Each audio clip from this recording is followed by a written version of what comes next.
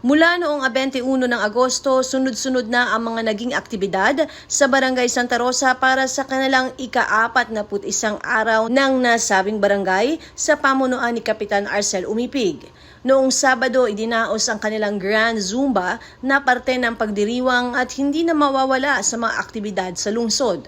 Sa pangunguna ni Kagawad Marcon Rania ay naging matagumpay ang aktibidad. Iba't ibang Zumba groups mula sa iba pang barangay sa Pasig City ang lumahok. Hataw kung hataw dahil may inaasahang papremyo at itatanghal ng mga panalo.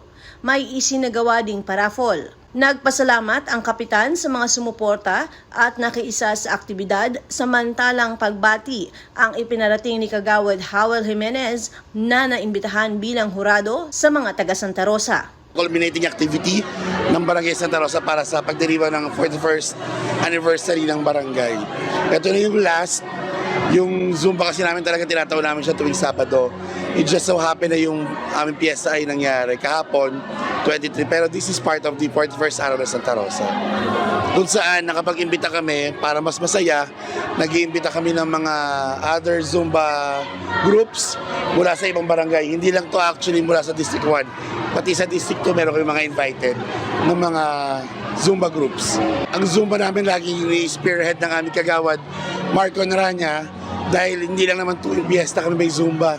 Actually, weekly, pinipursige namin na meron kami physical activity such as Zumba para to sa aming mga kabarangay. Siyempre, katuwang din namin ang buong barangay council. This time, it will be merry year dahil marami kaming sponsor na nalapitan para sa raffle. Meron din tayong pagkain, may drinks tayo. Sagot naman ng barangay at syempre, more than 20 na papremyo para sa best costume tsaka ba sa mga good dancers natin. Meron tayong mga electric fan, other appliances. May cash prizes tayo para dun sa mga mananalo bukod dun sa 36 certificates na hinanda natin, katuwang si Marcon Rania. Muli, ang aking pagbati ng Happy 41st araw ng Santa Rosa sa aming mga pinakamamahal na kabarangay. Alam naman natin yung Zumba, hindi lang naman pang piyesta natin. Sa mga susunod, nakapag-renew tayo ng application sa city para dun sa Zumba instructor. So tuloy-tuloy tuwing Sabado po ng alas 6 ng gabi, yung Zumba para sa ating lahat. So maraming salamat syempre sa lokal na pamahalang lungsod ng Pasig sa pangunguna ng ating butiing Mayor Vico Soto. Mayor, maraming salamat sa ating Vice Mayor Dudut. Nagpaabot siya ng ilang piraso din, marami din na mga pampapremyo natin.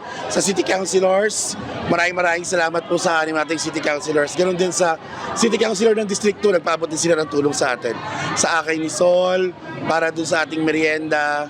Sa St. Gerard Construction, nagpaabot din sila ng tulong para dito. Sa ating kaibigan Richie Pua, sa SK namin, sa Barangay Council. Maraming salamat po at sa lahat po ng tumulong sa amin. Muli po maraming salamat. Ito po ang 41st araw ng Santa Rosa sa pangunguna po ni Kagawad Marcon Rania ng Barangay Santa Rosa at ni Cap Arcel Umipig ng Barangay Santa Rosa po, ang kapitan po. Yun po, ito po ang pagdiriwang ng kanilang kapistahan. So, happy fiesta po sa Barangay Santa Rosa. As what we can see, well represented po ito ng lahat ng barangay.